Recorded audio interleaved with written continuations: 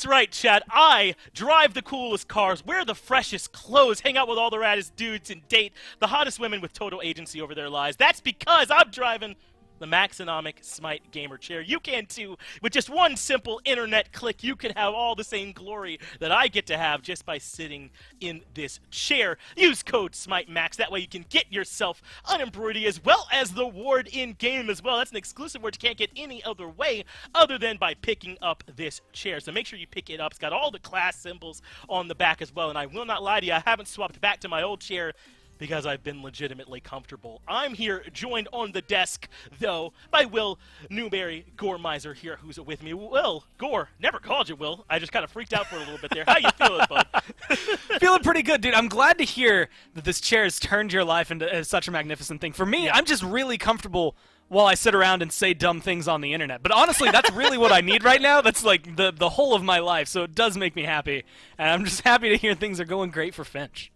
Yeah, it's just a little bit better. Things used to be pretty dark, pretty grim, but I don't know, man. This shiny beacon of light came into my life. I imagine it was this chair, and now we're feeling a lot better. So let's go ahead and start moving on. We'll take a look at the schedule here first. We just had an absolute banger of a set with Obey up against E-United and Obey fighting their first set victory of the phase, but I don't think things are going to be slowing down here at all, Gore Miser, as Radiance and Renegades will be the next matchup that we're going to be taking a look at. And I think on paper, this might seem like a bit of a lopsided one. Radiance have not lost yet, and Renegades have had some struggles at 1 and 3, but Renegades have looked a lot better to me in this second phase, and this could be a chance for them to prove themselves.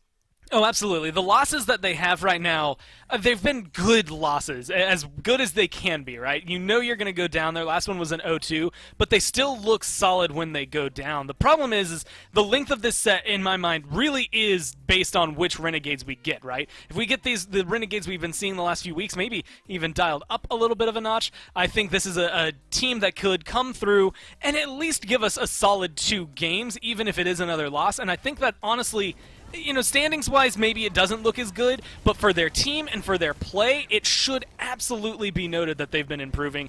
In the same way that, you know, when you look at Obey, they've been improving. I think Renegades are in that conversation as well, because, yes, you might still getting losses, but against Radiance and against Ghost and against SSG, that's kind of expected. Sanguine seems to be going back to form, so you're looking towards what can we do against the Knights, United, Obey, and these bottom 4. How do we make it so that, you know, we're number 5? And maybe it sounds insulting to say it that way, but realistically, when you're down here most of the year, that's your first goal, and that's the first step into breaking into those top teams. I think this is a good chance for Renegades to showcase that.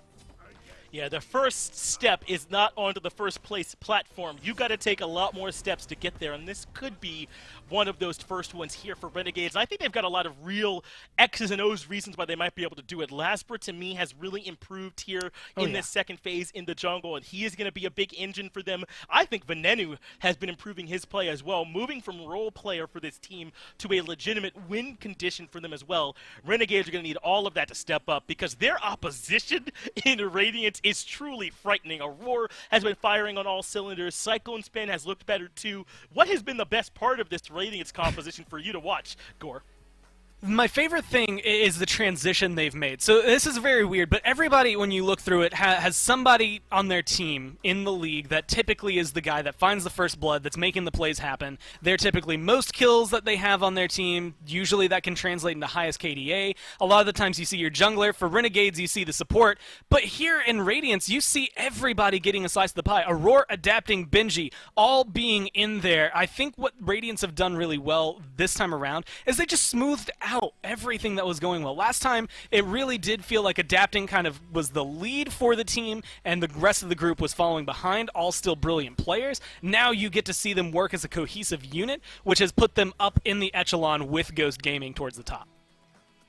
This team's team play largely uncontested here in this phase, so we'll see how strong it looks up against Renegades. Picks and Bans should be just about ready as we see exactly what tools they'll be taking into this battle here at Gore. And whenever Aurora, I think, is in the map, doesn't that change the picks and bans? You don't want to let Yamoja fall into his hands. You don't want to let Hercules fall into his hands. He dictates so much of the picks and bans phase that Renegades might end up leaving up some really strong picks.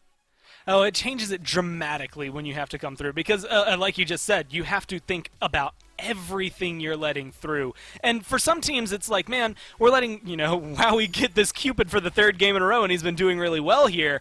But here it's like, okay, well, this Hercules is going to do really well.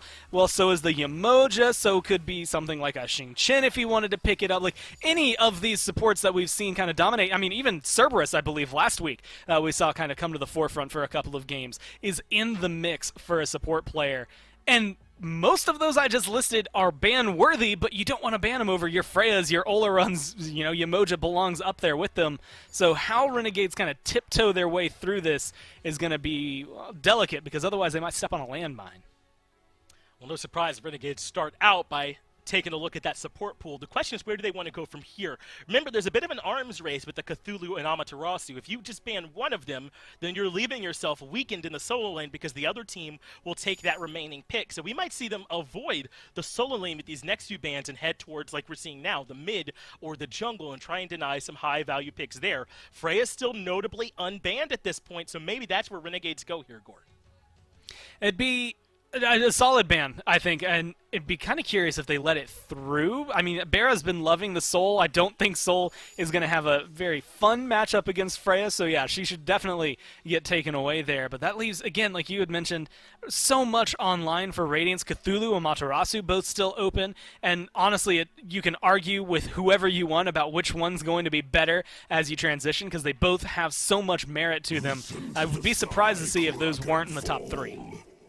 Yeah, I was wondering if maybe there was an argument for Radiance taking something like a Cupid there first overall, in the hopes that Cthulhu and Amma, they'll only take one, but either of those picks would also make a great support. So I don't think that you can leave them both open. Radiance have to take the Cthulhu here, which means Renegades could do something along the lines of the Amaterasu into the Cupid if they really value it. Ven has played it really well, and Cyclone Spins looked great on it. Maybe you don't want that to fall back over towards him, especially with this Nemesis already banned out. A lot of good options available, but pretty confident one of them for Renegades will be the Amaterasu. Yeah, it should come through, and honestly, I think it'll look good for them if they grab it. Honestly, it's just so great how well she transitions into this late game. The fact that we've seen countless 3-4-man stuns, you roll back to last week and look at what Nika was able to do for SSG on this pick. I actually love the way that they're driving this. I think grabbing the Amaterasu and the Jingwei, who, again, has looked really good for Bera. He was picking Soul a lot at the very beginning, and now he's just kind of thrown her off. You don't need her. She's not going to do as much for you, I think, as a regular hunter here. I think this is good for Renegades to pick some comfort picks. Well, the Jingwei, the first pick or first ban or pick either, that's kind of caught me even a little bit off guard. So no surprise to see this Jingwei come up. We've even seen some double hunter compositions picked up. So I think this might even be a tiny bit of flex there for Renegades, depending on how they want to go about it. But this Cupid coming in for Radiance, this makes all the sense in the world to me. Cyclones looked excellent on this in Phase 2 so far. Cupid controls a lot with the Fields of Love and still has very relevant auto attacks in the late game while being also ability focused. Now they're going to add the Kuzenbo for Aurora to play in the support role, I would imagine. And Aurora's looks great on this pick as well. It really is hard to ban this guy out. I actually love this as well, because you're already going to have a little bit of early game clear on top of this Jingwei. Now you've got that aggression that she can't dash away from, right? Hercules knock up, maybe she dashes away from you. If you have a Sobek pluck, maybe she dashes away from you. Kuzenbo push, she's not going to be able to use that, so you're either forcing the beads or locking her down here, and I think it's just going to be free damage, maybe even free kills for Radiance if they're able to make it roll in their way. I think there's a lot of dependency for Jake. What he picks to try and protect and be that shield for Bera is going to be huge here, because he's going to have to be peeling like crazy. It's going to be tough for him, and Jake could play just about anything too, so it's hard to know exactly what might end up being picked up for him. If I'm Radiance, I might do exactly what they're doing and spend a little bit more time trying to ban maybe the mid-roll out instead, where things are a little bit more predictable. And it's important too, because as I mentioned, Venenu has been playing well for Renegades, so you don't want to particularly leave anything up that's too strong for him. They're banning away the Morrigan, who we saw earlier on today is such a strong pick right now, and you can't afford to allow that one through.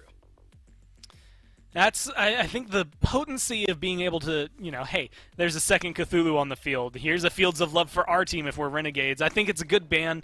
She always is going to be someone that I think in the right hands it just looks phenomenal and is a monster of a mid laner to deal with. But there's still so many available. I mean, we talk about the Raijin, your Merlins that come through that are very, very confident and comfortable in mid lane while being safe. I think Hebo has been very big lately, although he might not be the best pickup into a Cupid Kuzenbo. Seems very, very easily destroyed into that. So I'm still excited to see it, and they opt for it to be the last pick here, which I think puts maybe a little bit of extra pressure on Veneno in his mid lane pick. Ooh, Merlin falls all the way down for Tings here for Radiance. You don't feel bad about that pick at any point, and it gives you a ton of a potential objective burn. Now the last pick is the jungle, and what adapting will be taking here for Radiance. I was about to say, Thor is still out there, and I don't think you'll ever feel bad getting to 9th pick Thor and Anvil of Dawn. Yeah, 90% win rate feels pretty good too, right? Like you come through, I think he has like one loss, I guess, out of all of that, a 24% pick rate. So it's not something you see too often, but he is immense in the sets we've turned around. I mean, go back to Panatom, right? See these 4-man dunks? That's the kind of difference I'm thinking that we've seen adapting do through countless years of play. It's probably one of the most comfortable things he's done. But I like what Renegades are doing here, Finch. I think an Isis to maybe try to strip him, silence him when he falls down if he's not Anvil of Dawning you. Circle of Protection helps contend with some of that objective burn that Merlin is doing by giving you extra secure. Sure. It's a good stun. It's good damage.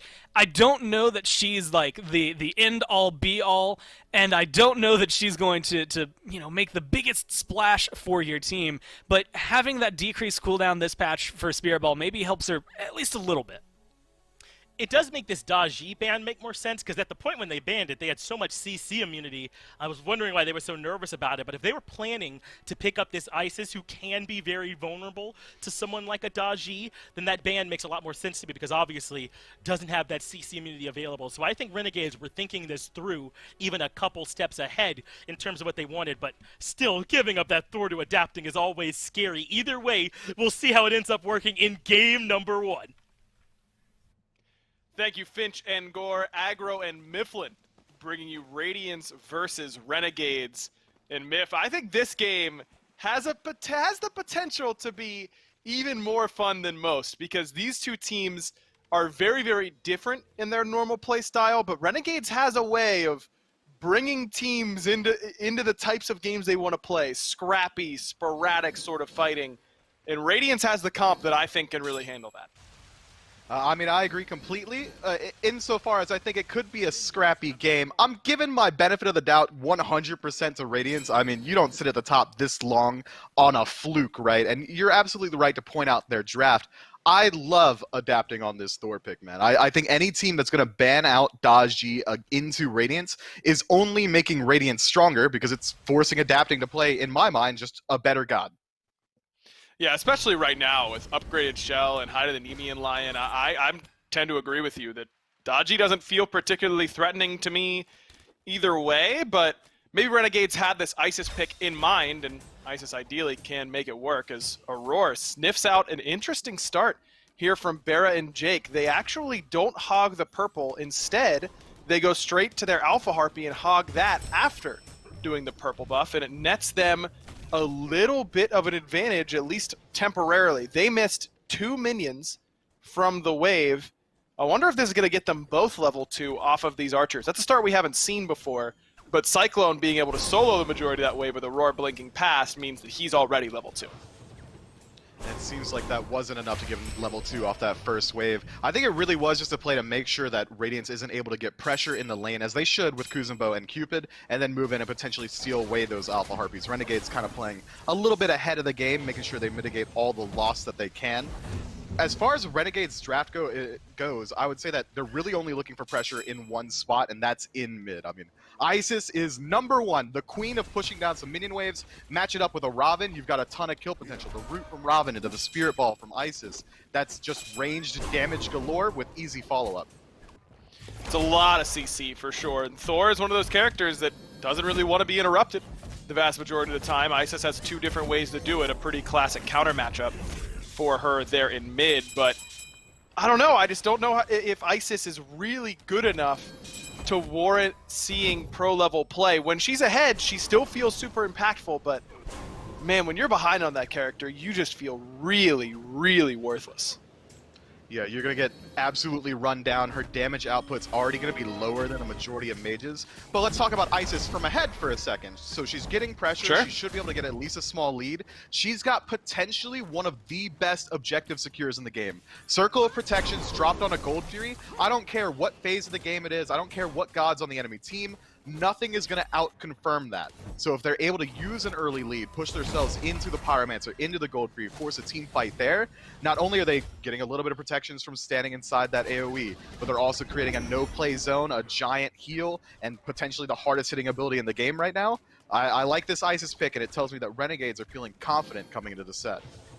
It's not a bad idea. Just play around these objectives, and I think Renegades have certainly built to do it. They've got a Fafnir who is notorious for setting up compositions to succeed on those objectives, but no Frenzy for Jake, at least quite yet. He's gone for Horrific Emblem at level 1, so that gives them a little bit more kill potential up against this Cupid, though it seems like Cyclone hasn't had to worry about that too much quite yet. He's been the benefactor of quite a bit of pressure so far, as has Benji, who's really forced Solar Patrol into awkward positions. Solar Patrol still has that teleport, but he's sitting just under 200 HP. And before Adapting hits level 5, it isn't too scary, but as soon as that Anvil of Dawn comes up, Solar Patrol is on alert, and as a result, he's going to hit the back before, so that he can get nice and healthy and get those full boots. That Horrific Emblem pickup is a little bit strange, especially considering they are laning against Cupid. Heavenly just completely immunes that ultimate. It's a good point. I think maybe it is just trying to be a little bit more aggressive, but you've already got a couple different forms of ways to get out of Fields of Love in that duo lane. I mean, you've got Airstrike for Barracuda, and you've got the Draconic Corruption for Jake, which will lock him in place, but you can immune all the damage in the CC and then get the long-range jump afterwards, so maybe they feel like they don't need it. In fact, when you look at what Renegades has, Lasber also doesn't really have to respect that Fields of Love a whole lot. Robin, pretty good at not having to respect certain abilities, and certainly counts towards the ultimates as well. So I think that as far as being prepared for Fields of Love, even without a sprint, Renegades is in a pretty good spot with the vast majority of their characters being able to immune it with at least their ultimate.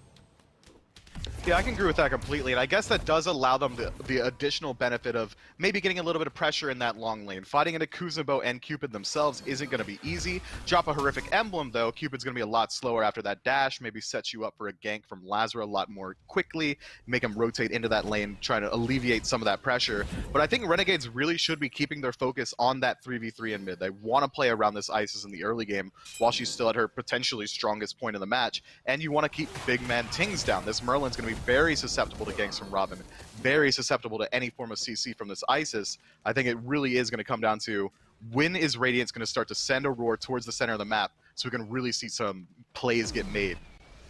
So far, Aurora has really set up shop on this left-hand side, maybe as insurance against a potential dual lane gank, a favorite of Lazarus, as all fans of Renegades probably know by now, but hasn't shown his face on that left side quite yet.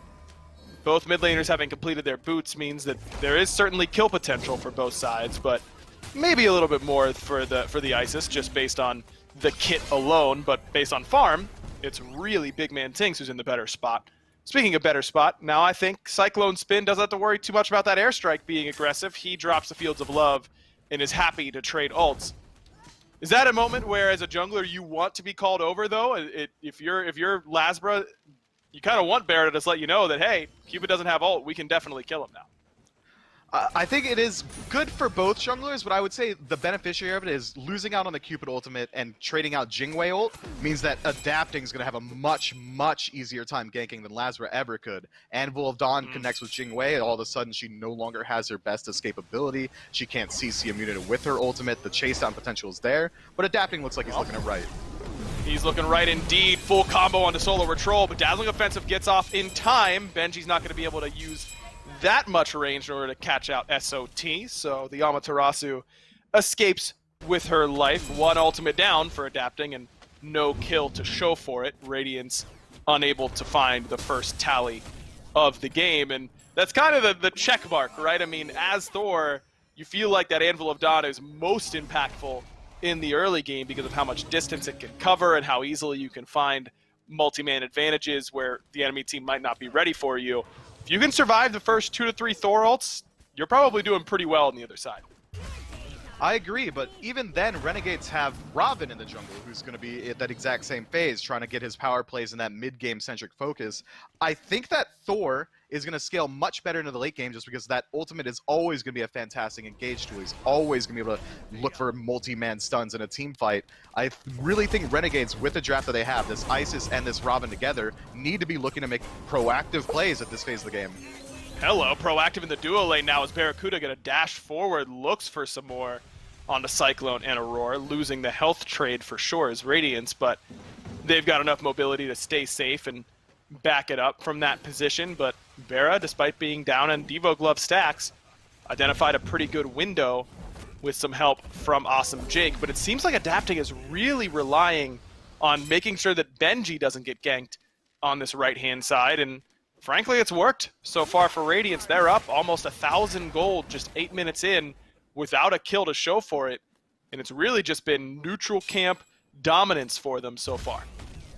I mean, we've seen what happens when a Cthulhu gets shut down in the early. We saw what Geb's support was able to do for, with Ghost Gaming. So I think making sure that Benji's able to farm up freely, transfer himself into the mid game at a decent rate, at least keep up farm with SOT, dedicating this time on Thor is absolutely fine. I still would like to see Adapting try and make some plays around this duo lane, especially considering how aggressive duo's been playing for both sides. Cyclone's been often looking to trade out ultimates with Barracuda and Jake playing aggressive on their own.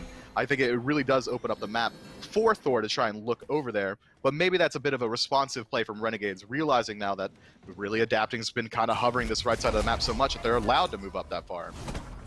And they've got kill potential, even though Fafnir or Jing isn't exactly the world beaters over there in duo lane. They've got kill potential either way, and Renegades have been trying to utilize it, but to no avail so far. I just don't know how much I like this passive play from Renegades, Mifflin. I mean, you highlighted the Isis in mid, the Robin in the jungle. Those are kind of early game pressure gods, and Renegades finding themselves down, though not by a lot. I just don't know how well that meshes with the identity of their draft. I feel like maybe it's this Thor pick that's really preventing them from playing as aggressively as they would like, just the threat of that global ult. I don't know. Even then, you already highlighted earlier, Isis has a fantastic matchup, but SOT getting caught out in the jungle, Benji getting aggressive. Lasbra looking for Adapting. Silence was there, but a better beads from the jungler for Radiance is going to get him out momentarily. No blink for Lasbra, and Solo Troll find himself staring down the barrel of a massive solo laner. He's going to have to use his ultimate, as Adapting might be up. This could be first blood, and it's going to be Lasbra who's the target. Dunks down onto the enemy jungler. But Lasbra's still looking to play aggressive. That's not going to work, my friend. Benji claims first blood, and Radiance comes out on top in the 2v2, but Renegades comes out on top in the objective game using that Fafnir and Isis ultimate to its fullest. They find the Gold Fury on the other side of the map. That's exactly the strategy. Continually do that. This Isis has to keep getting value from these ultimates. I don't even think they need to wait for this Gold Fury to respawn. Immediately start moving yourself over towards this Pyromancer. Make the threat of that once Circle Protection's back up. They have this fantastic objective destruction comp inside of this Isis, inside of the Fafnir that you highlighted earlier, that I really do think that this is their best phase of the game to find objectives. Barracuda forced out of his own jungle a little bit early on the purple buff respawn there for Radiance. Probably a little bit upset that they can't grab that quickly because now Lasbra is on the way over. Despite having suffered the first blood, still pretty much even in itemization with Adapting thus far. So plenty scary for the Cupid, especially without that Fields of Love. Was Lasbra dead there? I'm thinking maybe he was dead either way, and so we try to at least get first blood and trade out, because it really was Benji's damage that killed him. Maybe that play is better than it seemed on the surface. Lazra, post-ultimate in, had already sacrificed his life. It's get a kill or don't get a kill. Either way, he lost his life. I think that he felt like he had to go in to peel for SOT. Maybe there was a bit of a miscommunication, because the second Lazra ulted into that engagement, SOT dashed out, turned around, looked back, and said, oh, my friend's just gonna die now, and that's exactly what happened. Has Lazra connected his third ability there, I think he might have been able to get the return kill, but it's iffy to say. That was a lot of health on Thor. I think Radiance is pretty happy with the outcome. First blood for them, even though they lost that Gold Fury, which did actually put Renegades ever so slightly in the lead. And now the concern of using double ultimates for getting the Fury, gone for Renegades. Already have both of those ultimates back up. Is Barracuda in trouble on this left-hand side? Aegis forced by Cyclone Spin, who is easily winning this trade. Might be able to find a little bit more airstrike in from Barracuda, just in case Cyclone decided to try and dive the tower. One auto is all that's necessary, and Kenneth might be the one to find it. Dunk gonna get second blood here for Radiance. Nice Great silence. silence from Solar Patrol is gonna prevent the teleport to the hammer. Beads from adapting again, and here comes Lazarus. Mystic Rush over the top of the wall is gonna separate adapting momentarily. Not long enough. Renegades on the board, courtesy of the Robin. But Aurora gonna try and get another return kill. Solo laners both showing up to this left-hand side fight, but it's Venenu who pops Aurora's Circle of Protection, getting more than just an objective this time, as it's the Kuzenbo who falls, and it looks like Renegades might be able to disengage. Good damage coming from Benji, but not enough without any other help coming, so it's a 2-for-1 in favor of the Renegades. That's a crazy rotation from SOT to turn what was a free pick for adapting into a 2-for-1 in favor of Renegades. I wouldn't have expected the Soul Laner to be over there this early in the game, especially dedicating that teleport cooldown. Gold Fury's dead. Oni Fury's not respawning for about another minute and a half, so there's not much that was being fought for over there. But I gotta give shouts to Cyclone Spin, man. He's been absolutely controlling this lane from minute 0. He's been forcing out Barracuda's ultimate, his Aegis, his beads, whatever he needs to do, and finally adapting rotates over and turns it into something.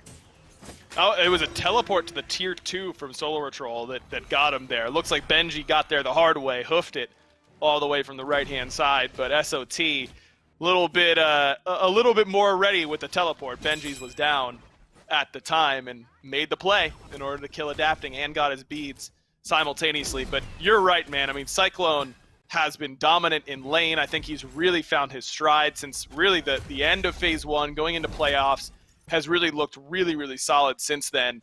And this Cupid pick is just a lane bully. And it's no surprise that Radiance continues to pick him this Cupid selection just about every time.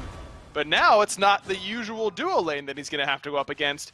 It's Solar Troll, a lane swap here from Renegades. They move their duo lane over to the right-hand side of the map and put SOT in the long lane.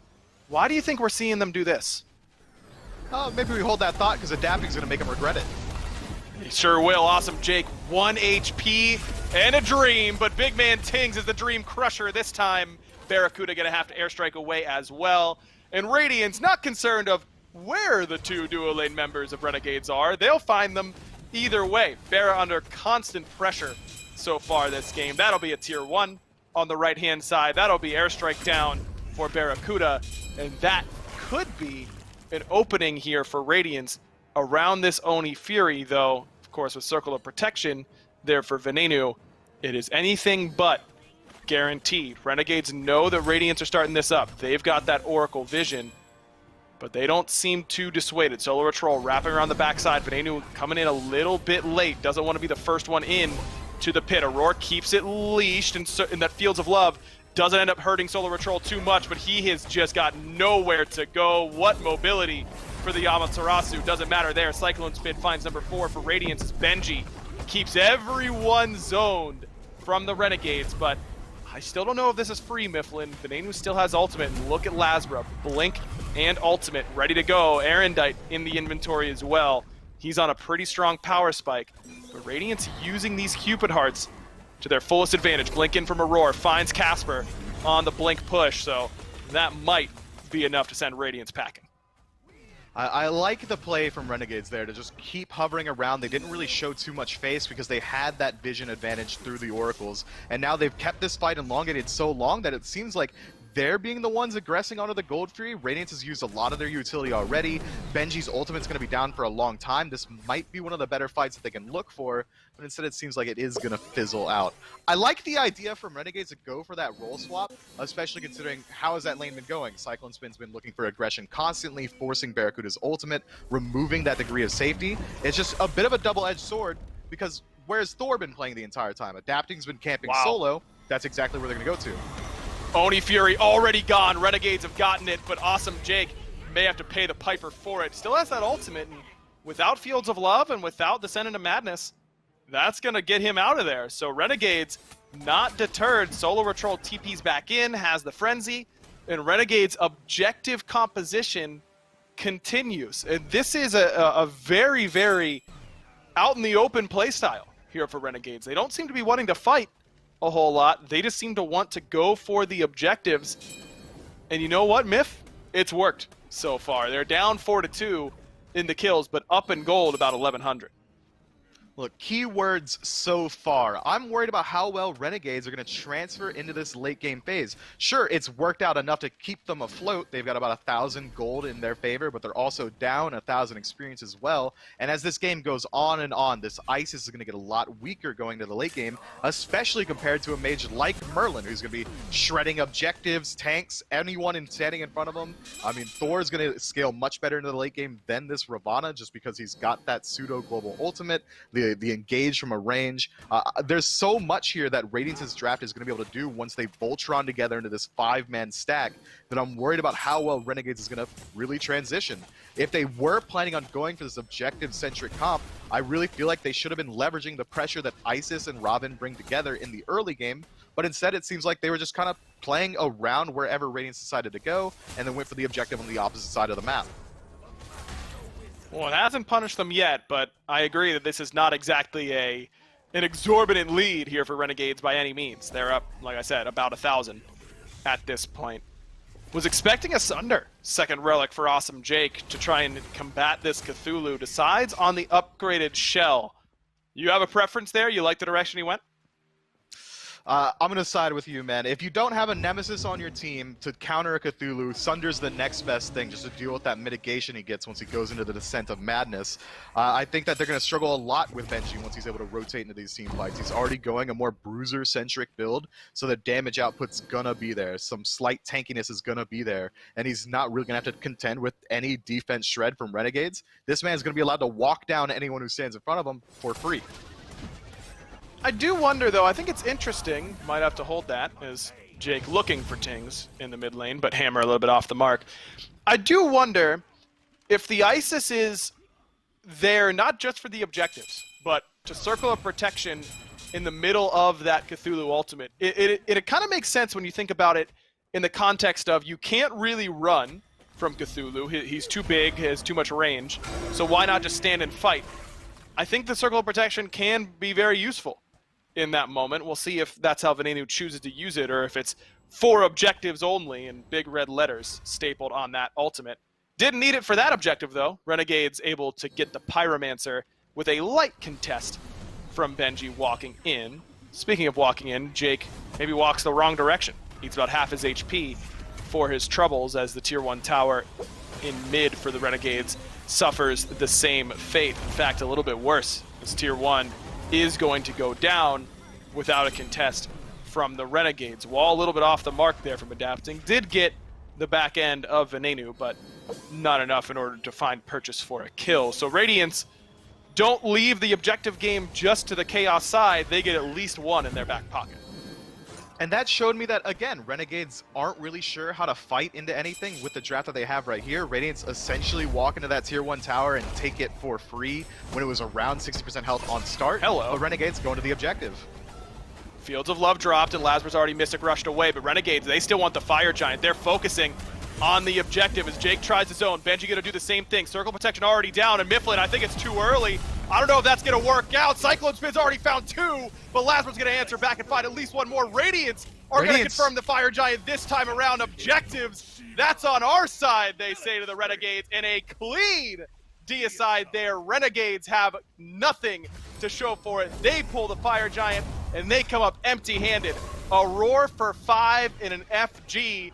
I can hear them clapping from here. Radiance absolutely steamroll the Renegades. SOT doesn't even get his ultimate off in that engagement. It seemed like once the circle protections was down, the strategy was, okay, let's sit inside of it, confirm the objective, at least use the heal, and then we'll look for the fight afterward. But Jake kind of just stands just next to it, immediately falls, the rest of the team falls behind it. They're not really making proper use of this Isis ultimate, and I don't care how strong of a confirm it is. You can't take Fire Giant standing in front of 5 members of the enemy team. It just doesn't work that way. It could be a full heal for your squad that's just not strong enough. Adapting got so much value out of his hammers, was able to teleport in and spin for free. Aurora did a fantastic job disrupting the backline and pulling the attention to himself. Radiance play around that fight perfectly, and Renegades really did just kind of look like they gave it up. The problem, though, Miff, is I don't even know how much the Fire Giant even matters in that spot for Renegades. Let's say they win the coin flip and they get the Fire Giant.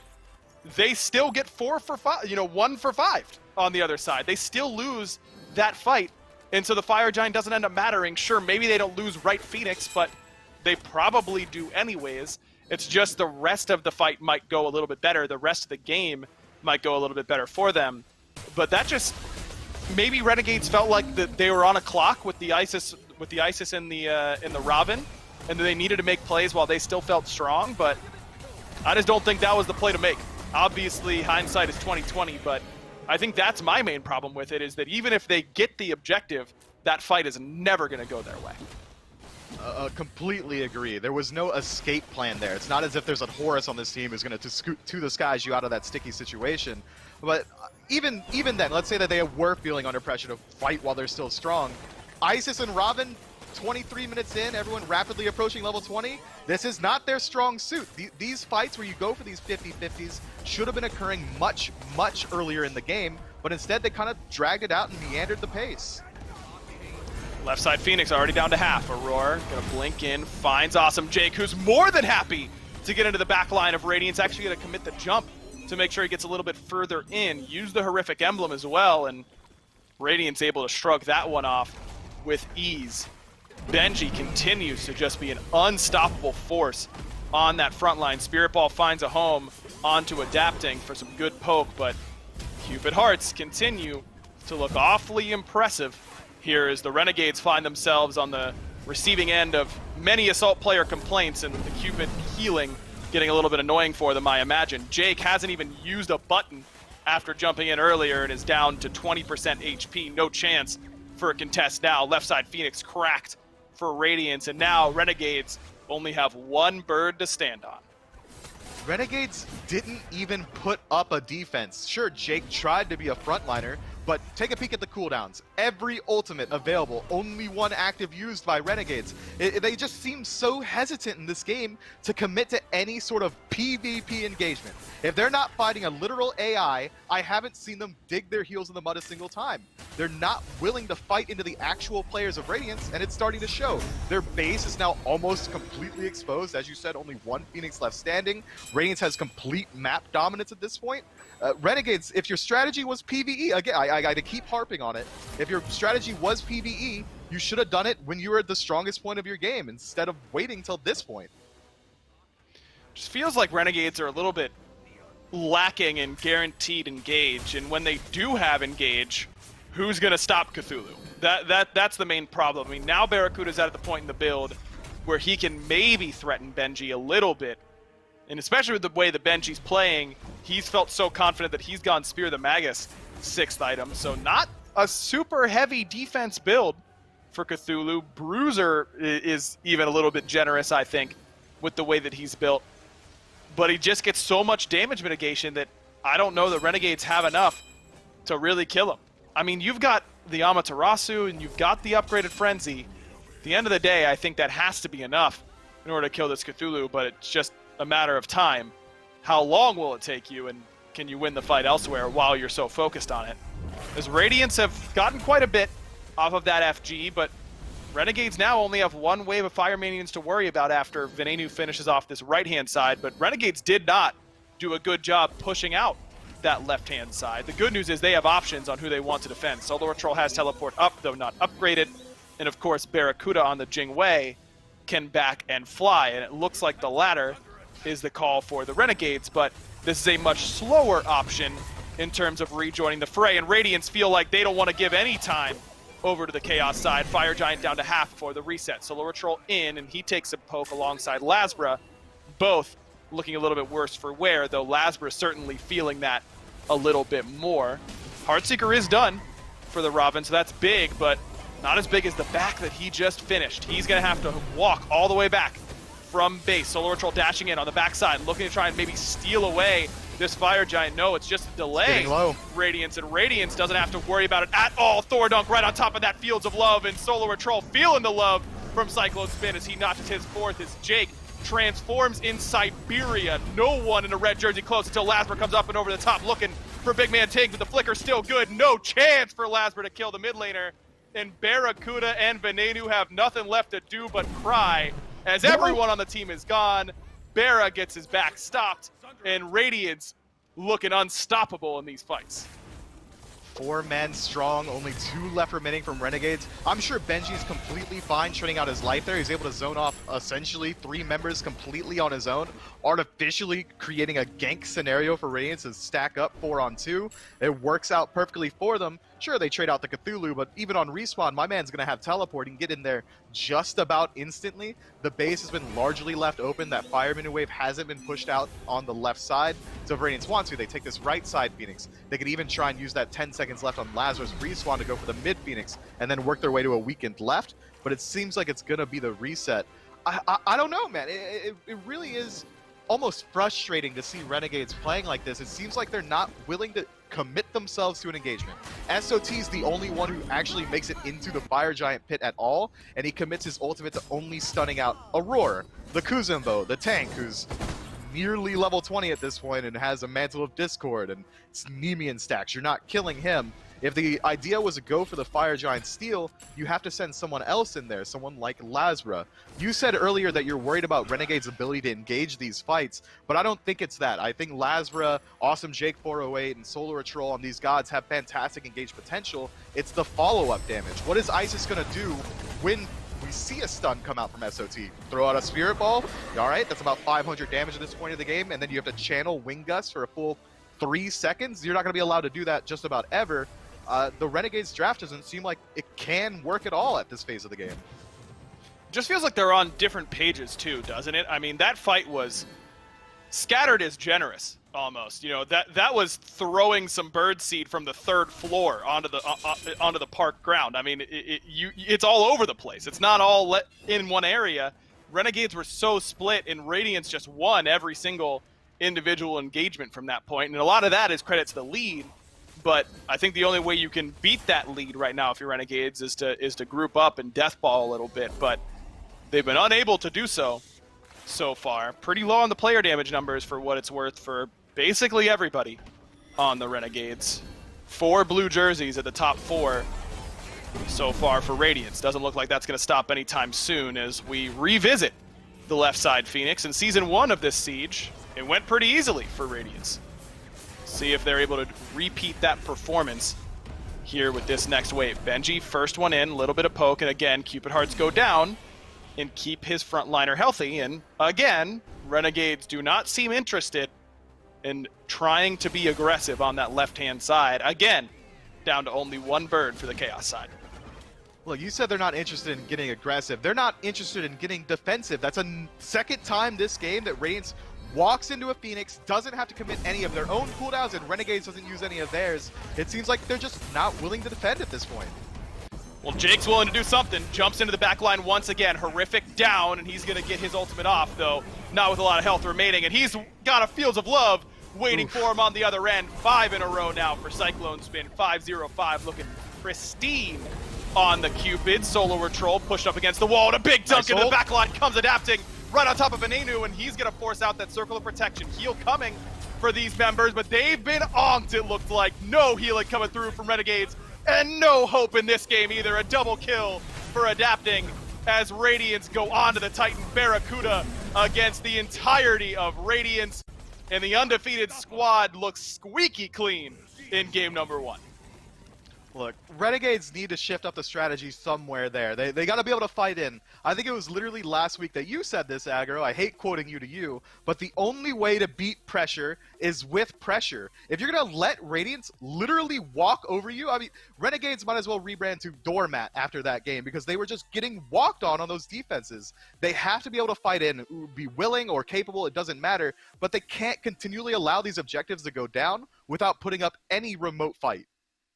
Yeah, that was tough. But I think at the end of the day, Renegades draft to do one thing well, and that's play around objectives. And as soon as you fall behind and you're unable to do that, I think that they almost go in knowing that that's the end result, right? I mean, that it's a pretty binary composition. They either get the objectives and have a chance to win, or they don't, and they know they're going to get blown out of the water. It just so happened that they didn't, so they lost. And that's kind of the way it goes. I'm interested to see what type of composition they're going to go with next, because I got a sneaking suspicion that they'll be going with something different coming up in game number 2. Let's throw it back to the desk for them to break it down. Well, if you're a Renegades fan, I think you have to hope that they're going to try to do something a little bit different because it was not working in game number 1. That's not to say it didn't start off relatively close. Renegades, through those first 15 minutes or so, were trading blows back and forth. But after that, Gore, beyond that mark, this felt all Radiance to me. Hello to the friends hanging out in the background there. I mean, what did you see here, Gore, in this one that made such a big difference? Why were Radiance in such control here? Honestly, I think they just, well, they played the game that they are known to play at this point, right? You could put a lot of pressure through all 3 of the lanes. Adapting had a lot going for them early on. But the one that really broke me was that first Fire Giant fight, right? When you have all of this pressure, you've slowly accrued this lead throughout the game where you're just playing the map better overall than the Renegades are. And then you Bane Batman back snap them over your knee, right? You just drop them down and you leave them on the ground after that. And it was just this moment where you're not really up. In fact, Radiance were down in gold going into that fight. It's the way that it unfolds, though, the kills they're able to pick up and the fact that they get a full-on deicide that just put the Renegades down. And unfortunately, I think that was really the final nail in the coffin as well. It was kind of the first big fight for either of these teams to take a win. And it ended up being the last big fight that the Renegades got to be a part of that felt like they weren't falling behind. And Gore, I think you're kind of hitting the nail on the head here. The style that Renegades play at this game put them in a spot where I think they were one team fight away from winning or losing. I don't know about winning so much, but that they were balanced on this sort of knife's edge. And Radiance getting a full 5-for-1 at that Fire Giant really kicked the door open, and they're able to start using that Fire Giant for real control. Renegades vanished on defense as far as I'm concerned. Not much in terms of defending the left side Phoenix or right side Phoenixes. Maybe towards the end we saw a little bit when Awesome Jake jumped in, but that didn't amount to anything. I think we got to see a team that doesn't lose everything in one fell swoop. They've got to try and force Radiance to incrementally find the W. And I think that's the big step for the Renegades here. It kind of went into the set saying it, but honestly, that game didn't quite feel the way that you wanted it to. That, for Renegades here, you have to just not lose as hard, right? And it always feels rough to say it that way, Finch. I love these teams. I love every single one of them. But some of these matchups, your best bet is to slow them down and see what you can do with that. That's how you get these turnarounds. And so if you're the Renegades and you're taking a fight like that, ideally 3 of you get out next time, right? And you're able to do something with it. But if they play like that again, then we're just looking down the barrel of another 25-ish minute game where Radiance comes out on top. Radiance did come out on top in Game 1. Wonder if the story will be different here in Game 2 as we move into the picks and bans. The interesting picks, I think, were the Isis and the Fafnir for me for Renegades last game, and I wonder if that will see some adjustments, because obviously Awesome Jake was struggling with the ultimate. Anytime he landed, right there waiting for him was Merlin damage, was Cyclone Spin's Cupid. They had struggles there. The Isis, I think, made some sense. She'd get you some early pressure, and you should be able to control objectives, but that didn't pan out for Renegades either. I expect them, Gore, to move away from both those picks. It's just so insane to me, too. Yeah, their draft felt like it should be able to pick something up, but, you know, all the theory around Isis right now is kind of clouded because of the fact that when it comes down to it, other mages are doing maybe not the exact same thing, but a lot of elements of what she does just better than her. Maybe you don't have the same secure as Circle of Protection, but you have better early game pressure, which is hard to do compared to an Isis. But unfortunately for her, there just wasn't really room for her to grow throughout that. And once you start getting into those 20-minute fights, unless you are on point every single time, which is difficult to do even for the top teams, then I don't think we're going to get to see her really shine as brightly. Even with a couple of tweaks, even with a small little buff to the cooldown on Spirit Ball, she's just sitting down there. She's far from those days where she was first banned Finch. She's just been taken out. Well, so far, Renegades are banning things the same. We'll see if they elect to ban the Freya still from the first pick spot. I think that's an area where they might have some flex, but looks like they're going to keep things the same with the Emoja, Hercules, and the Freya band out. Meanwhile, Radiance also keeping things the same with this Ola Run and Persephone band so far. Now's a chance to see if they maybe want to make some adjustments, maybe take away one of those solar laners, or continue to take away the Nemesis. So far, we're seeing a mirrored picks and ban space. It's just that Renegades are the first pick this time and have the choice between the Cthulhu and the Amma. And what we got to see early on, and I think the biggest talking point behind this Cthulhu first pick is, with that Nemesis taken out down there, a lot of the major counter to a Cthulhu is eliminated at the very beginning, right? You don't immediately have the protection shred and the health shred to help you burn through him faster. So you have to itemize into it. And we saw that earlier. I think Gaijay, even though they didn't end up winning that second game, had a perfect showcase where it was like 2 members of E United versus 4 or 5 of Obey, and the damage that Rom put out was enough to just thwart them for another, I think, 10, 15 minutes in that game. So there is still ways to take him down. There are still ways to deal with him. But now that Nemesis is taken away by Radiance, I think it's going to be a little more difficult for them. That being said, they had no trouble locking down all of Renegades last time, even though it should have been troublesome, so maybe the play is just going to kind of make me eat my words there. Well, so far, these picks and bans are looking pretty similar. First pick last game took Cthulhu, and then second pick took the Amaterasu, except this time, it's not Amaterasu Jingwei, it's Amaterasu Cupid. And I think this is where one of the places where Renegades may have made some mistakes. Letting that Cupid through in a spot where they could have taken it and limiting Cyclone Spin's value might have been strong, but now, Radiant's able to grab one of the best solo laners and one of the best hunters for themselves and comfort picks to start things off. As you mentioned earlier, they're going to need an answer to this Cthulhu, though. Do you think there's a chance might see some Achilles here end up coming out? I mean, maybe he could be taken to the jungle for adapting to give them an execute. I think that all plays on how comfortable adapting would be taking it into the jungle. He has been, more often than not, through and through, just the assassin guy, right? Just kind of like it feels more like Sino loves bringing the warriors into the jungle. It definitely feels like adapting is sitting much more on those assassins only. So if he's comfortable with it, I actually would love to see it. I think the execute would be good, but there is, you know, a little bit that you have to play around now. Even with the buff he got, I think having a Ymir freeze and Ymir walls on the table to maybe block that execute makes you rethink some of it, but that's a lot of pressure on a Ymir to always be in the right spot with the cooldowns ready. So I'm still I'm on the fence about it, and I'm on the fence a lot about Ymir second pick for Renegades. I think he's good. I love Ymir. He's one of my favorite gods, my second diamond I ever got. But I'm not going to say I'm picking him top 6 in an SPL game. He's not that high priority, I think, just yet. He has struggled here in the SPL, at least according to the eye test, I feel like. Maybe haven't gone over the data quite enough yet, but hasn't looked quite great so far. They're going to pair that with the Robin, so this does give them some early pressure. Amir and Robin roaming around the jungle means you're going to die if they catch you out. That's too much control, too much burst damage. So I'm curious to see how they'll end up playing around that aggression. Look at these bans, though. The Soul and the Morrigan banned away from Renegades. The Kabrakan and the Thor banned away from Radiance. They don't want adapting to reprise that Thor game we saw from Game 1.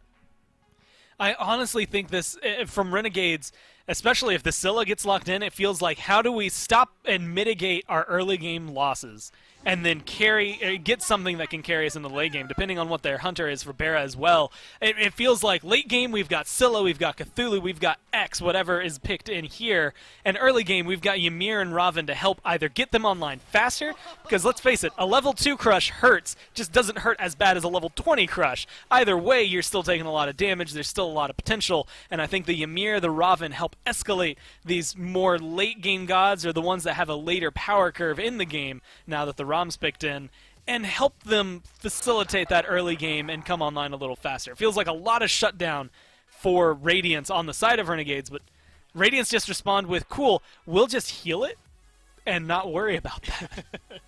It's a ton of sustain you get from the Camazotz, obviously being able to heal off those pools and even off the leap. What's really interesting to me, though, is that you highlighted that this late game for Renegades is not bad with the Rom Scylla. That is a ton of burst damage and sustained damage over time. Just a question of if the Amir, the Robin, and the Cthulhu can routinely set up for them. But over there with Radiance, what's the cohesive idea here? They have some great team fighting ultimates, Dazzling, Offensive, and the Fields of Love. When do you think this Radiance comp is looking to fight?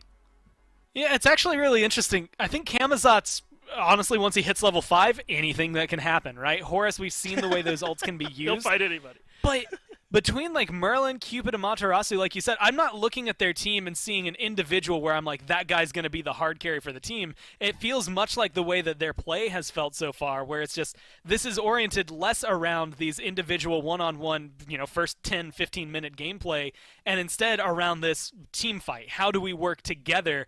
Because all of these guys do a ton of damage. All of them have capability of picking up those last hits, setting up something with Fields of Love or a Dazzling Offensive, those stuns that can come through, or the mez that can come through, just enables your team to then proceed to dumpster anybody that gets locked down. So it feels like Radiance are, much like Renegades, maybe looking towards that late game carry potential. The difference is it's not, hey, can Scylla do well? It's, hey, all of us just need to kind of do our thing. I think there is a lot of pressure on Venenu this game, as you were just alluding to there, Gormizer, to show maximum value from this Scylla. I think the setup is going to be there, just a question of if the execution will be there as well. Renegade versus Radiance, game number 2. Get it down to Aggro and Mifflin. Well, Mifflin, Renegades played the objective game in game number 1 and got toasted doing it. Now they're going for the kill game with this draft. Cthulhu, Ymir, Robin, first 3 picks. You think they're going to be very aggressive. Hold that thought. Watch out. Here comes Awesome Jake. 3-man freeze. Crush over the top, and I shouldn't have gotten so excited. Not a lot of damage from the Renegades. And Mifflin, I'm not really sure why. How does that get any better than a 2-man freeze and a third off to the side? If I don't understand. If they're grouped up and looking to fight, that was the fight. Why didn't they fight? I smell cowardice, man. You get the 3-man freeze and there was no commitment after that. Lazara could have, blinked in, looked for the 3-man Prana Onslaught to find some slows. Then throws his crush over the wall. That's all you can expect from him. Scylla's early game not really the best around. Maybe it was just the scary arcane stance from Merlin was just enough to make Renegades want to run away. Well, even then, you're right. Renegades bring a draft that has so much more pressure. SOT should be largely left alone in that lane and able to deal with this Amaterasu incredibly well. If Awesome Jake gets off to a good start, Ymir might be one of the highest pressure possible supports. Barracuda should help out a lot with the wave clear. Ben's got this late game win condition. Get this Scylla late. We'll set up for him with all this CC that we have. I'm a Monster should tear through the team. Lazara reprising his role in this Robin. Again, one of the strongest early game junglers. It's just from that one skirmish pre-minion spawn, it's telling me that Renegades are still playing pretty hesitant. Yeah, I just don't. I mean, if you're grouping up, maybe they're just there to defend, and that's it. They really did not want Radiance to get good wards on the blue buff. That was it, and they got what they came for, I suppose, if that's the case.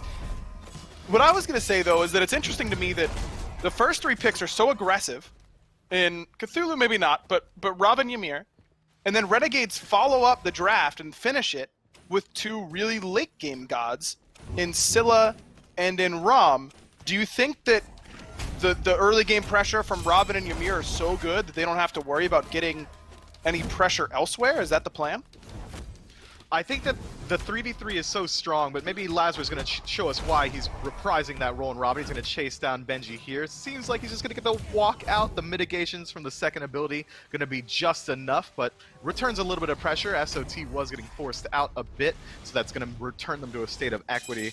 I think that once the 3v3 starts for Renegades, the plan is, all right, so Lazarus going to hit 3-1, Awesome Jake's going to do the exact same thing, and all you really need is a little bit of damage from your mid laner. A crush in the early game should be enough to finish off the damage that you have there.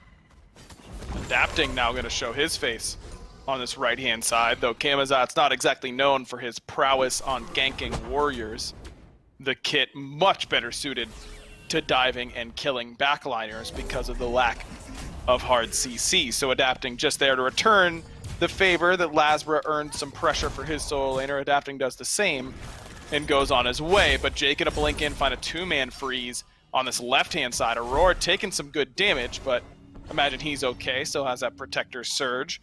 That being said, Jake has earned himself a purple buff off of that blink in, so pressure paying off at least a little bit for Renegades early. And I like Jake's playstyle, man. Even last game on those Phoenix defenses, it seems like Jake was the only one trying to get proactive, and it's continuing in the trend into this game. Steals away the purple, blinks in, finds a two-man freeze, was the first one in on that 5-on-5 engagement, finds a three-man freeze. If Jake keeps up this caliber of play, it's going to give me a lot of hope for Renegades mid to late game. And they've got the tools in order to transition that to mid to late game. We already highlighted their carries and how strong they'll be once they get some farm.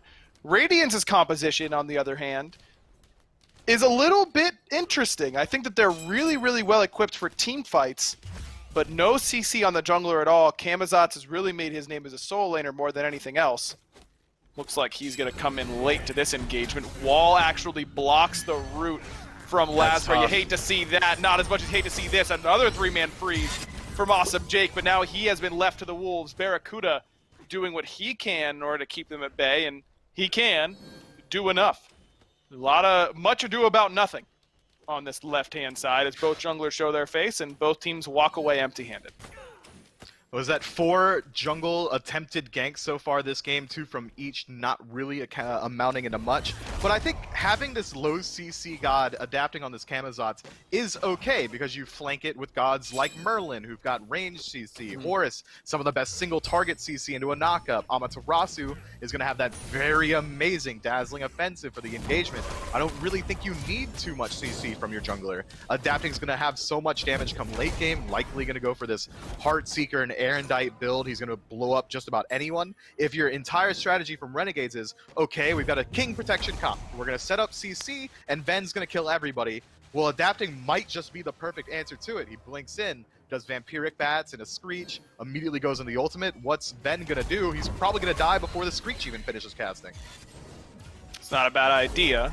Solo Troll's already used the dash, and Benji going to have to use the ultimate. That's the last of his mana. Solo Troll getting lower. Damage mitigation is not going to help you here, buddy. Adapting claims first blood for Radiance as the trap is sprung for the undefeated squad. They get first blood. They defend their blue buff. And Solo Troll doesn't have his TP to get back to lane, so he's going to miss out quite a bit on this right-hand side. I love the discipline from Benji there, man. He only had enough mana for one ability. He could have just dashed to safety once he saw the situation was getting a little bit sticky. Instead, he says, okay, I'm going to engage myself. We'll deal some damage back. I trust that Adapting is going to target select correctly, and he does. SOT loses his life for attempted blue buff invade. And that's a lot of trust you have to have in your jungler there, because if Adapting doesn't choose his target properly or he misses his abilities, Benji is very likely just dead in the water because he completely oomed himself. I mean, I love it. I love the aggressive play from Radiance. And now they're in a position where the early game pressure is going to be a little bit more difficult to execute for Renegades because Adapting is off to a pretty good lead, though Lasbra keeping pace thus far. It's worth noting that it isn't just in this set either. I thought that in set 1 we were seeing a little bit more support staying in duo lane because of the composition, but it seems like it's happening again in this game. Speaking of happening again, Solo Patrol on the receiving end of pressure. Once again, Benji getting low because of the tower. Adapting, trying to finish off this kill, but he doesn't have that ultimate, and Solo Troll wiggles his way out of danger. There is some rotation pressure coming from the Renegades, but not going to be there in time, so SOT survives yet another gank. It was just clean maneuvering around those minions, able to avoid the autos from Benji. I don't even think Benji got enough autos to find the passive there, so the damage from adapting wasn't coming through. All the ultimates were down for the initial engagement around that blue buff beforehand, so adapting couldn't finish it up with his. SOT couldn't respond with his either. I like the idea from Radiance of, all right, well, Cthulhu with no ultimate might as well not even be Cthulhu. Let's try and shut him down. It's kind of shades of what we saw from Ghost last week. It's a nice attempt, doesn't really amount to anything, but the opportunity cost was also nothing. I mean, adapting didn't lose out on anything because Lazarus was just farming his own jungle the entire time. It's well played by Solo to stand in the wave that was coming. A little bit fortunate that that wave was under the tower and get some little reinforcements from the minions, but ends up surviving because of them. Camazotz notoriously can have some trouble in the midst of a minion wave if he doesn't have that Screech available, which adapting had already used. So SOT able to stay up, but did force him to reset, I believe. Now back in a pretty good position. Jake looking for something, maybe the wall, but Aurora goes, hey, you can have this. I'm going to blink right on top of you, and Jake doesn't get a chance to use a button. Benji, you're going to get the kill earned on that rotation over from the Solo side. That's the downside of Ymir, man. The second he gets hit by one CC ability, yeah, he's dead.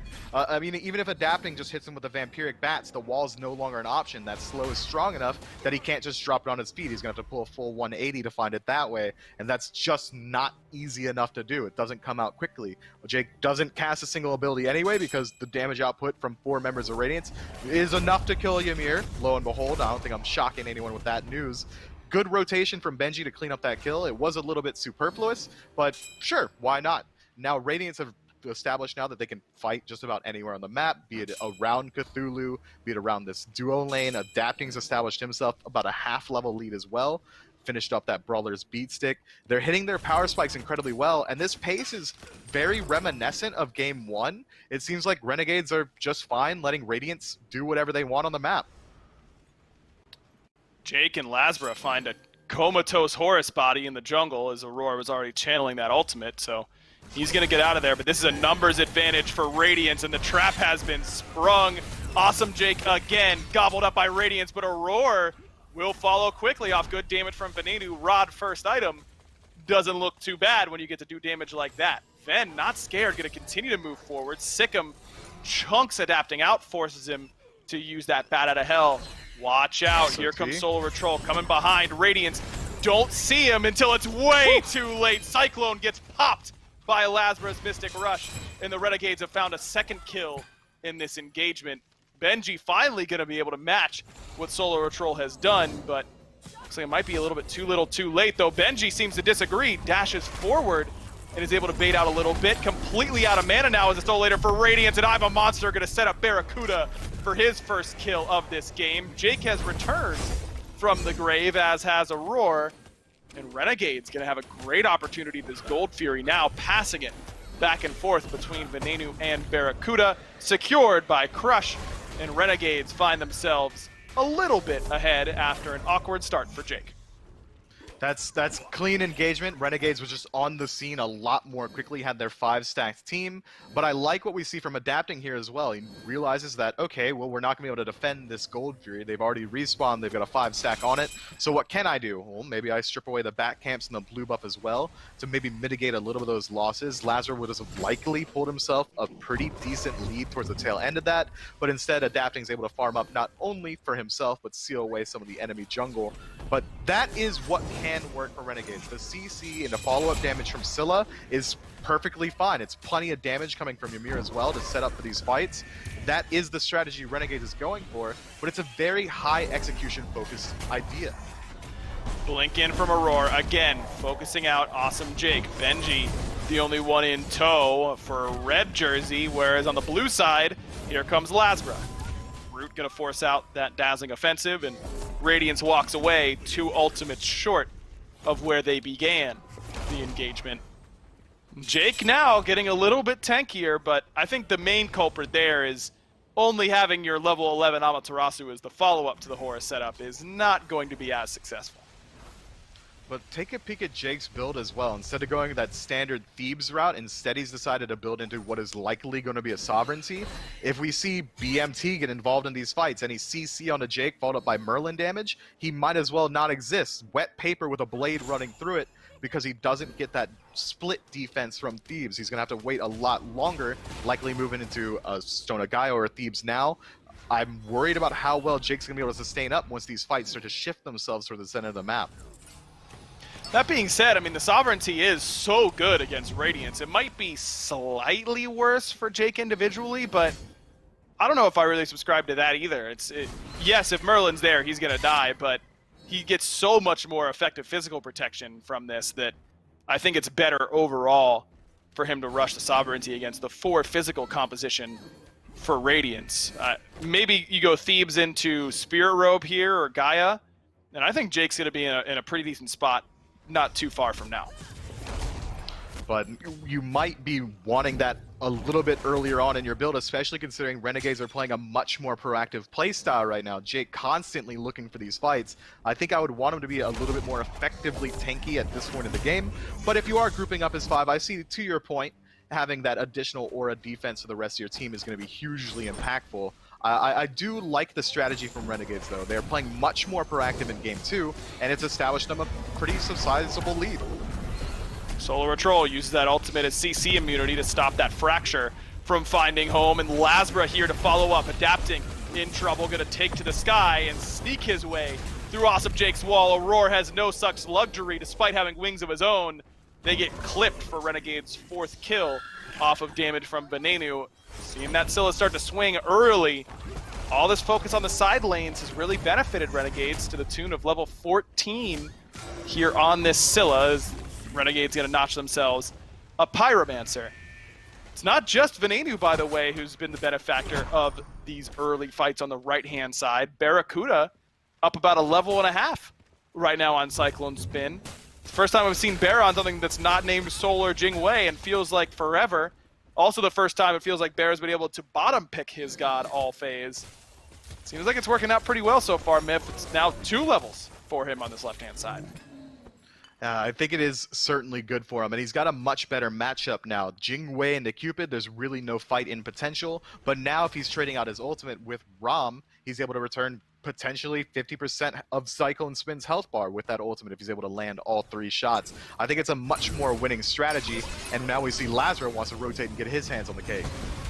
Mystic Rush doesn't find a home. Aegis for Cyclone immune some of the shots, but not the big one. Barracuda knocks down the baby in the left-hand side with help from Lasbra, and you love the aggressive roll in from Barra in that spot, and exactly what you said, Miff, trade ult for ult, but it's not like Airstrike. You can still be a very effective mid-air as the Rum. So Renegades now up 5-3 in kills and have about a similar lead to Game 1 at this point, but in very different fashion. Game 1, it was all about the objectives. Game 2, it's been Renegades winning their brawls.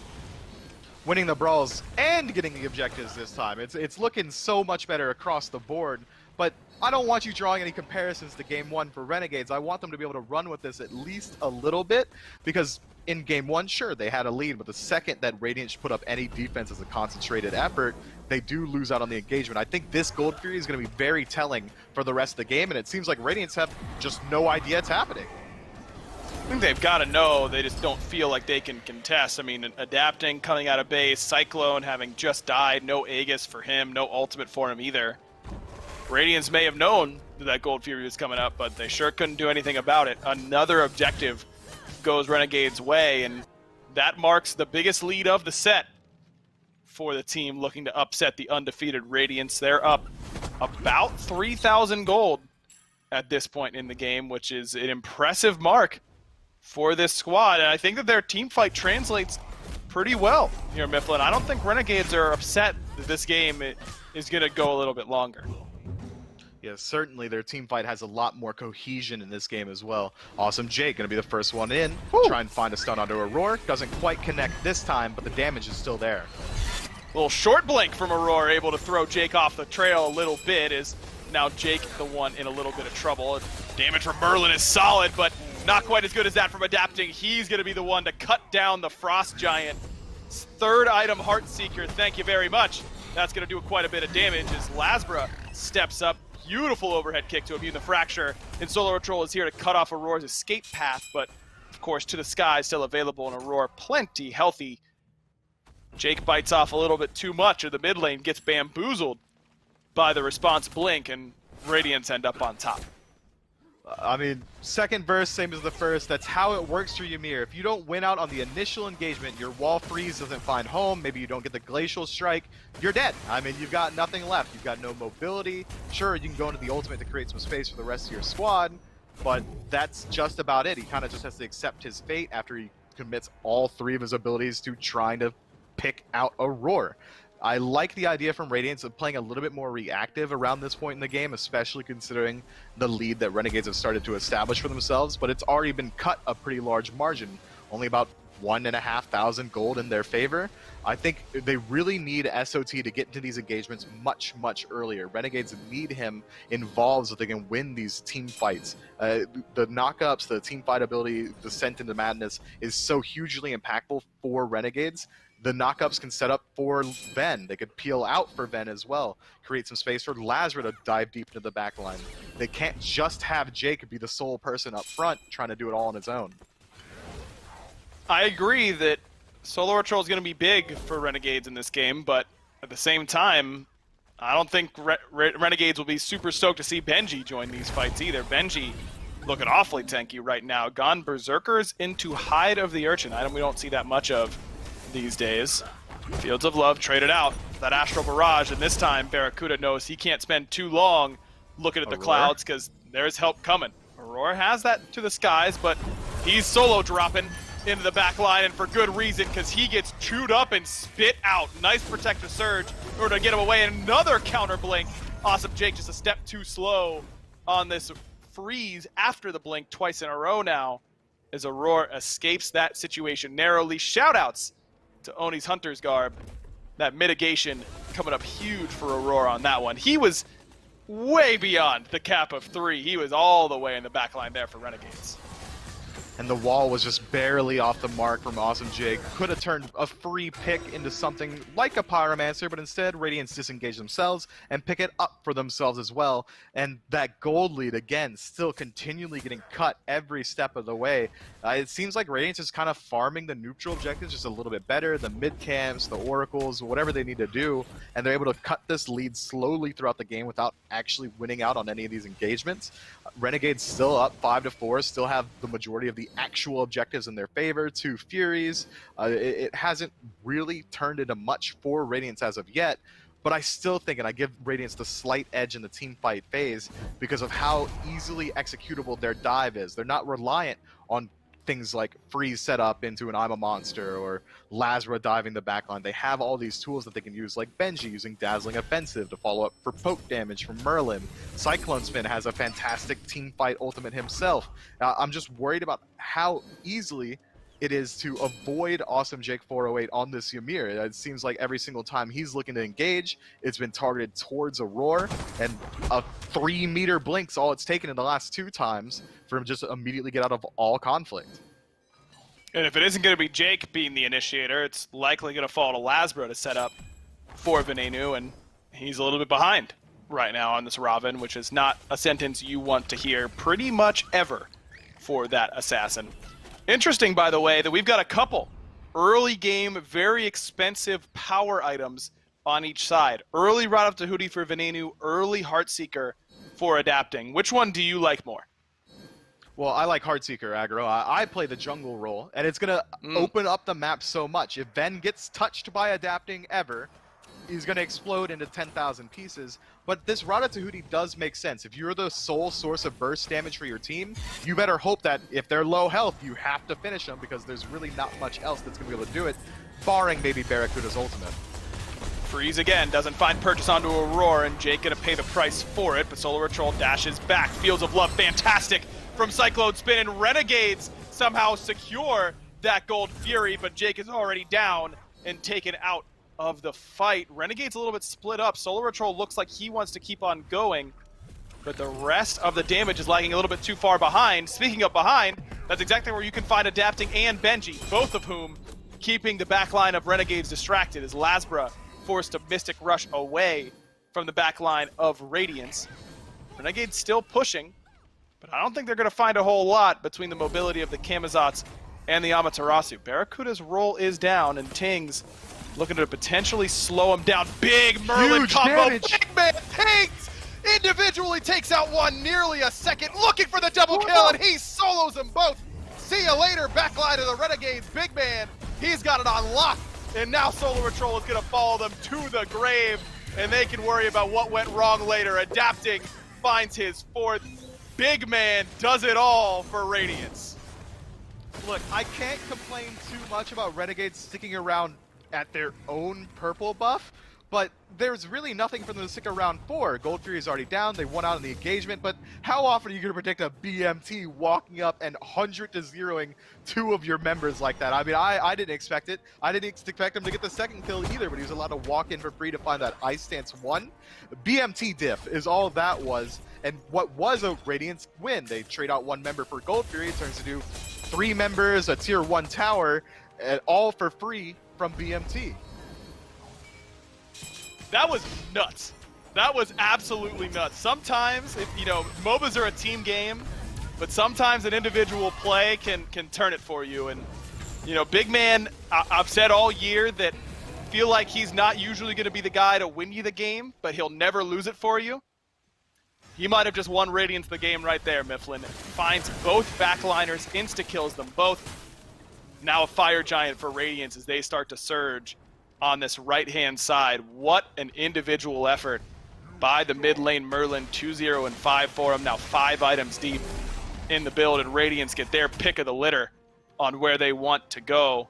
Looks like the call might be to clear out some towers. No Phoenix push just yet from this team. Likely going to finish up all these tier 2 towers, back to base, regroup, push out the waves a little bit, and spend up all that gold. The siege potential from Radiance is incredibly strong. Merlin obviously does a ton of damage from a range like we just saw, adapting and clean up any kills in the backline. Benji's got a phenomenal engage ability, and Cyclone can make a no-play zone inside of the Phoenixes once they get there. But Renegades' defense is equally strong. Ymir can separate the fights. It's going to be much easier for him to find these freezes on priority targets since he won't have to dive himself. The follow-up damage from Ben, he's going to have the safety of a Phoenix behind him as well. SOT is going to make it incredibly hard for anyone to step up through that ultimate form, just continually knocking up the backline. It all really comes down to me for how well Radiance is able to engage the fight, where the CC lands, and where the follow-up damage from BMT is. For Renegades, it's whether or not they can weather the storm, get through that initial push from Radiance. If they can survive those first wave of ultimates, I think Renegades have a pretty good shot of keeping their base alive. Well, Radiance now grouping up, and the only lane that has a tier 2 left, the left-hand side, is Benji will keep mid-pushed, though he needs to be careful as some blue jerseys lurking. Benji gonna walk into the jungle, hit by a Sikkim, but he's got beads and will dash away. But a good play from Venenu sets Renegades up for some degree of potential success off a Blink Ymir freeze on a potential Phoenix defense, because no towers are left to defend for Renegades. Soul Reaver is done now for Venenu, and Benji found that out the hard way. But now Renegades are going to put their Phoenix defense to the test. I do think they're pretty difficult to siege against here, Miff, between the Cthulhu, the Ymir, and the Scylla. 3 gods that can throw wrenches in your plans pretty quickly. Worth noting, by the way, that Aurora's second relic upgraded Phantom. Really worried about that Ymir wall, and it's not too bad against just anybody in a team fight because of the free damage mitigation you get. So I kind of like that pickup from Aurora. Is Radiant's still hovering, but look like they won't commit until the wave comes in at the very least. It's been a bit of a slow engagement, but this slow pace from Radiance is smart. They want to make sure that Renegades use up all their tools before the fight starts up. Hello! 5-man Blink Freeze from Awesome Jake kicks us off right away. It's Solar Patrol directly into the backline. Barracuda ready with the snipes, but what a disengage from Radiance. That upgraded Phantom actually coming in huge there from Aurora. You don't see that every single day, but somehow Renegades aren't going to win the fight anyways, it looks like. Left side Phoenix down to less than half HP. Left side Phoenix gone. Mystic Rush off the top rope coming in from Lasbra. Doesn't find anything on the back end, and Solar Patrol gonna dash in, no ultimate available for him, and that's a scary prospect. Freeze from Awesome Jake, only gonna delay the inevitable, it feels like, as Lasbra down to the last sliver of HP. Aurora gonna get him, Solar Patrol forced back, big man pops Jake, and Renegades ready to crumble under the pressure of Radiance. Venenu still has that I'm a Monster, and now it's just the backliners left for Renegades to try and make the defense. Radiance still hovering on the edge, looking for a way in. Worth noting that Aegis is still up for both backliners of Radiance. They may need it. Blink in onto Barracuda. He's already being focused down. I'm a Monster finds absolutely nothing for Venenu, and Renegades are out of options on how to defend their Titan. Another big win for Radiance. They keep the undefeated streak alive here in phase number 2. Look, man, Jake hit a 5-man freeze and then lost the team fight afterward. He got cheated. That's not fair. That's not how SMITE should play out. He earned that win, or at least to stop an initial push. But as you pointed out, that Phantom having 20% damage mitigation on it was just enough to stop every single bit of damage from coming through. I mean, 5-man freeze resulted in maybe 10% of each of their health bars on Radiance. I mean, that's just not enough. Imagine I'm a Monster comes through there and lands on 5 members. We might be talking about a game 3 right now. Unbelievable, man. You're totally right. It should be in the competitive rules. Let's get Cooper on this right away. If you hit a 5-man Ymir freeze, the game is immediately over. You have to have 6. It's gentlemen's rules. Luckily for Radiance, they don't have to worry about that rule quite yet. Renegades fall 2-0, as everyone has in phase 2, to Radiance. That's not in the rules just yet, Acro and Mivum. Perhaps an addendum that could be made, an adjustment in the future. But Renegades unable to get, I think, this early game composition either off the ground or make it to the late game so that their Scylla and Rom can do work. Instead, it's Radiance Goremizer yet again steamrolling another opponent. And are we to the point now, we still haven't seen them play Space Station, but are we to the point where it's a 2-horse race? It's just Ghost and Radiance? It really does feel like it's kind of this like 2-4-2 split right now in terms of the teams, right? You've got Radiance and Ghost that they just don't seem to bat an eye at anybody that isn't themselves, right? They know what kind of competition they're getting into, but they're just playing at a different level. I mean, there was so much of that game where it felt like Renegades were ahead. Even in this clip, you have to go a little while into the game, 16 minutes, before you see something maybe big turn around in favor of Radiance. But it just slowly came online. They played their power curve really well. Big man teams and adapting, I think, hit all the marks you needed to. Whereas, unfortunately, I think for Renegades, they had a team that maybe smoothed that curve out for their late game composition to come online faster. But it didn't work out the way they wanted it to. Even with some early game kills onto that Scylla, it got shut down pretty fast. That's such a nasty clip from Big Man Tinks. 3-0-7. And I do want to take this chance to say I don't think that we have collectively given Big Man Tinks enough credit. It's so hard, I think, because everyone else on that team can make the argument for best in slot at their role. Benji, Adapting Roar, and Cyclone Spin all good. And so it's hard to give Tinks credit, but he has absolutely come into his own with this roster. They create space for him, and Tinks capitalizes on it. He's really had a breakout season, I think, Phase 1 and Phase 2. He's looked excellent. He's got to be in the conversation for one of the best mid laners in the world right now because of how routinely he makes plays like that. I agree. Even last year, it was very difficult to talk about him. Like, people would just kind of glance over where he was. But in Season 6, he had the highest average player damage. Like, he was very obviously in the fights doing well in terms of a lot of things. And I think that's something that is continuing, if not kind of flourishing now in Season 7. It seems like Radiance have really hit their stride.